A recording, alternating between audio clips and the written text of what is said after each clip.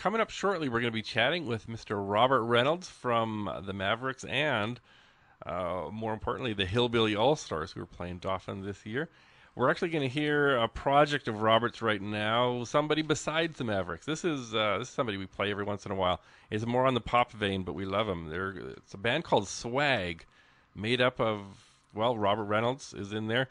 It's kind of a revolving cast of characters. There's occasionally, I don't know if he's related or not, Tom Peterson from Cheap Trick plays in this band I sometimes. don't think so. No? Oh, well. There's all kinds of crazy people in here, but this is a song. This is Robert Reynolds singing this one. It's a little ode to somebody. Hopefully, maybe we'll be able to see it Dauphin Country Fest some year. This is called Sweet Lucinda. Maybe. Let's try that again.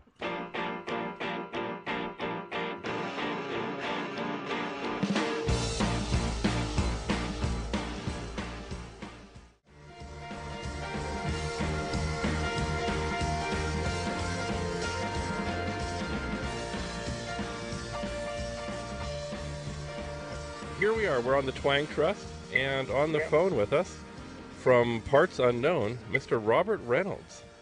And now everybody's going to know Robert from days back with the Mavericks, not to mention power pop sensations Swag. But That's a nice reference.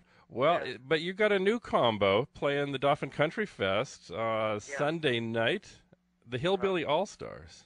That's correct. Yeah, a few friends and I decided to get together and create a kind of an all-star group, so to speak. But we call it jokingly the Hillbilly Has-Beens.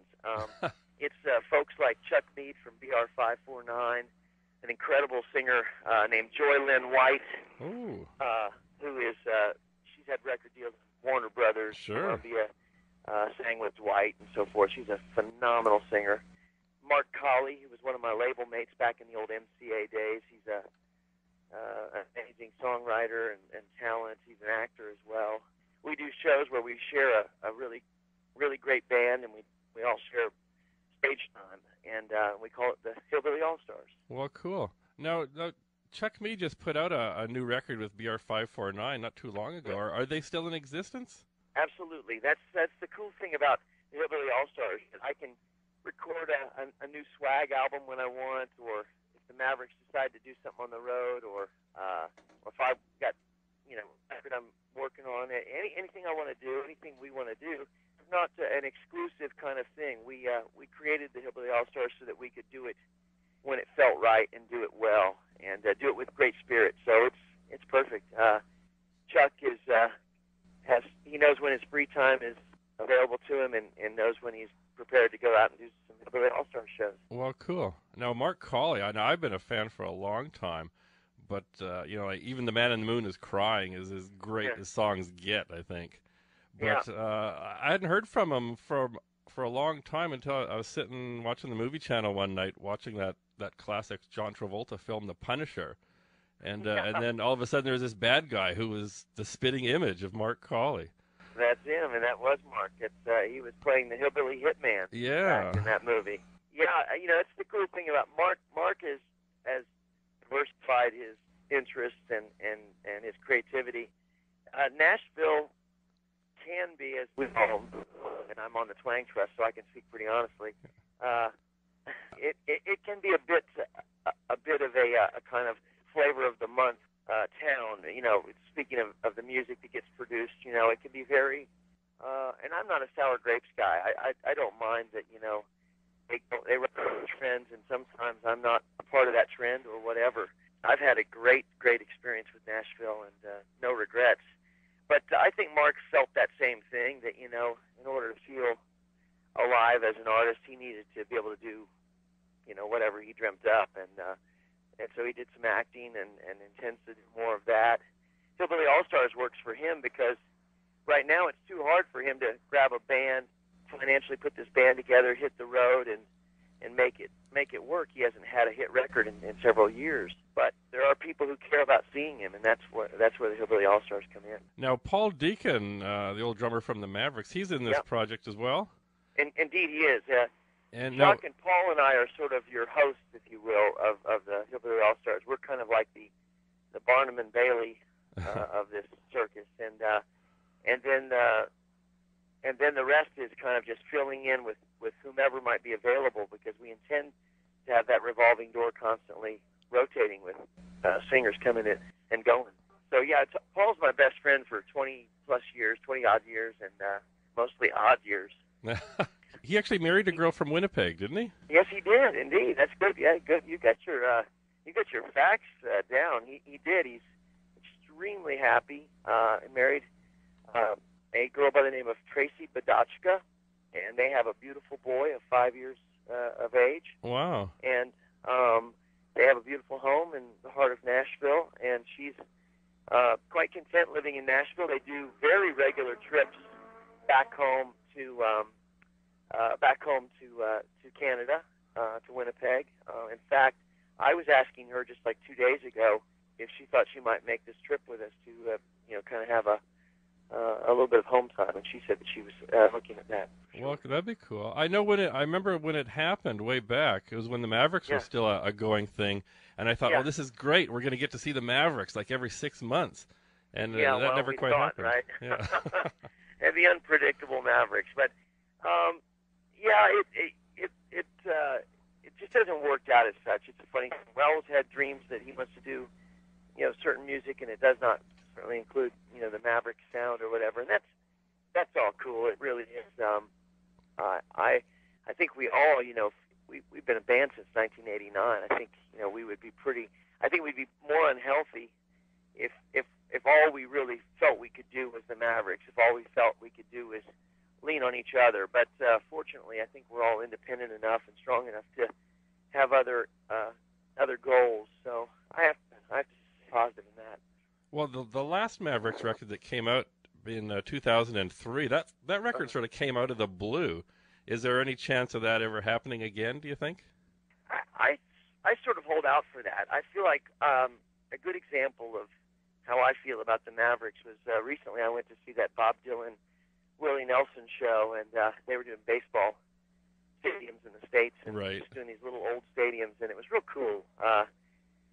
Real kind of almost old school, like a 60s or early 70s concert. There's a hippie contingent, a kind of a looseness to the whole thing, and I heard Willie just doing his music the way he does it, certain reverence for whatever's going on around him, just playing his music true and loose, and I kind of felt like that's something the Mavericks could conceivably do, and over the years we could just play the music the way we want, not be worried about trends, and somehow I think we'd sort of carved out a little niche for ourselves that was unique enough that people just enjoyed the Maverick sound. It didn't have to be it didn't have to sound like whatever else was going on. Right.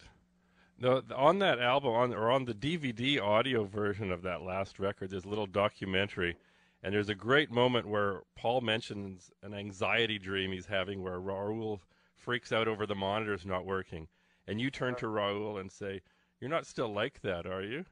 And I immediately wet myself and was brought back to I guess it was the second last time I saw the Mavericks in Winnipeg, where the show, which I thought was a great show, sort of ended with Raul beating up his monitors. And I was wondering if that happened on a regular basis, or were you actually referencing the Winnipeg show? Yeah, it was sadly some of, that anxiety dream was based on some reality.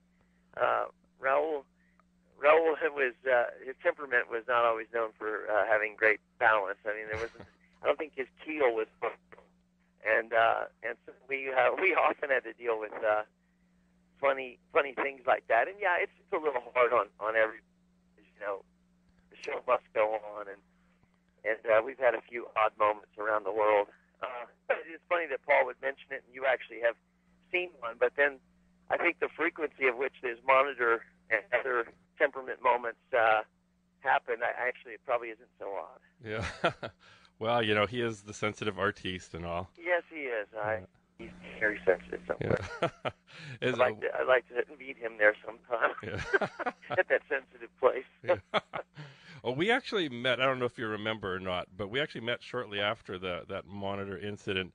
I did the backstage schmooze thing, and and me and my wife were there, and we had you sign a gold record award that we'd bought out of a magazine ad. I do recall that. Yeah. I do recall that. That is phenomenal. You bought it on eBay or something. It was before eBay. It was in Goldmine magazine. I found the ad. Goldmine. That's it. I knew it was some collector's kind of source, but yes, Goldmine. I do recall that. And the actual award was presented to some guy named Chris Watkins, who nobody knew at the time, but I know you took his name down, and I was wondering if you ever tracked Chris Watkins down and had his legs broken. Or No, gosh.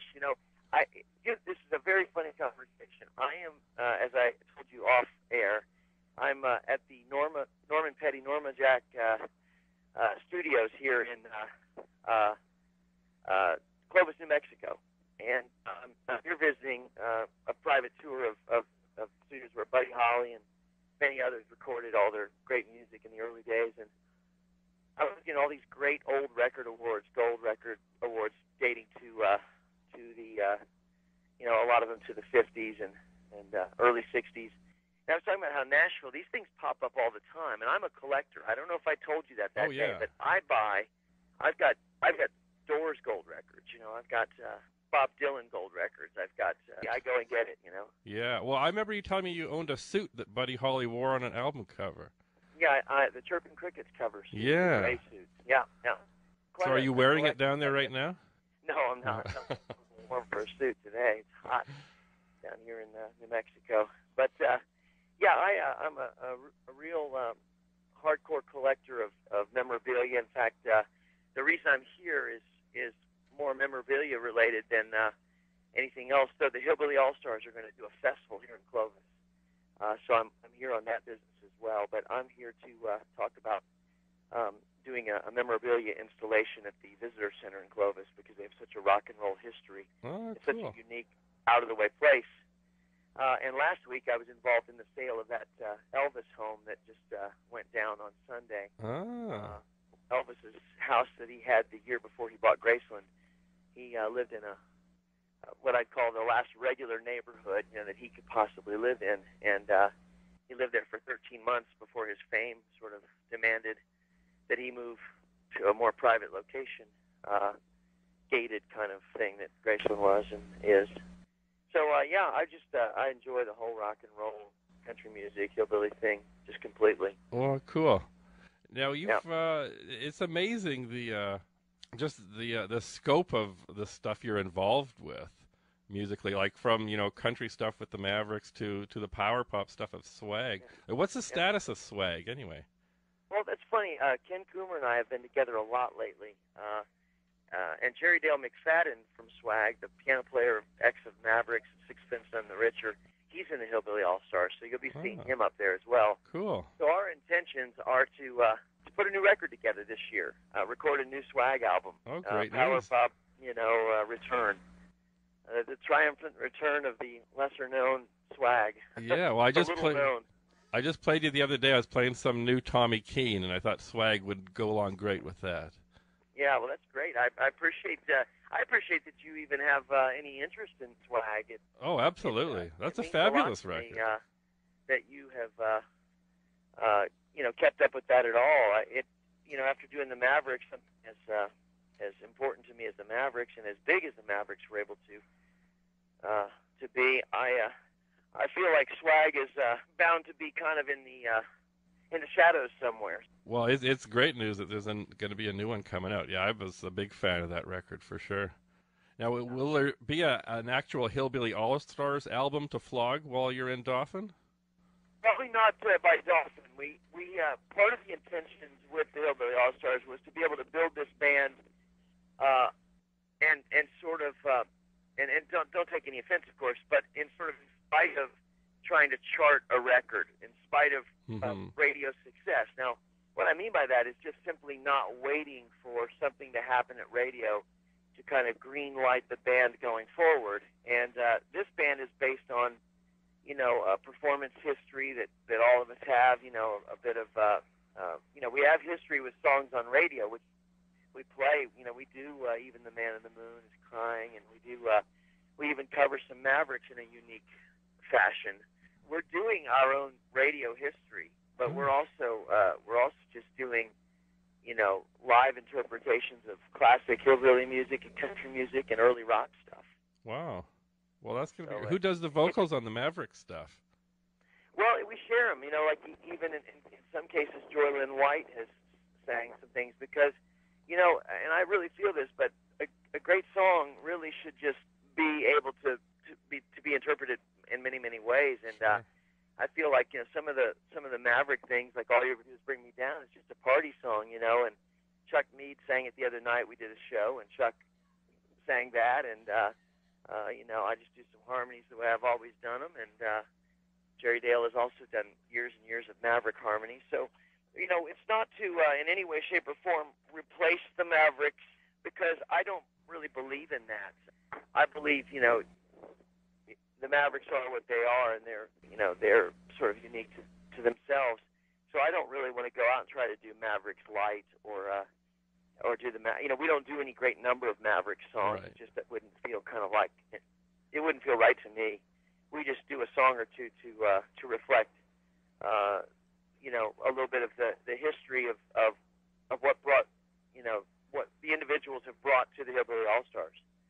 So we spend more time doing interpretations of I'm doing obscure things like something from a band called Uncle Walt's Band to we do a really groovy kind of hillbilly revved up take on the one after 909 the Beatles thing. Sure. And we just grab songs we love and play them our way. Well, that sounds great. Yeah, I'm excited to see you guys. I'm looking forward to that show. Yeah. And well, thanks for taking some time out and chatting. I'm thankful for your interest in this. Please let me know if there's anything I can do with you or for you in the future, because I've always really appreciated your passion for music. I think that's what it's all about. And well, thanks. TwangTrust is it has that, so it's really nice. I'm proud to be on your show. Thank you very much. Oh well, thank you. It's an honor. And well, we'll see you in Dauphin in July. I'll see you in July. I look forward to it. Say hello to all the Canadian fans and tell them I'm coming up and hoping to see them in great numbers and give them a little love. Will do. All right. Thanks a lot, Robert. Bye-bye. Bye-bye. Please say hello to our piano player, Mr. Jerry Dale McPherson.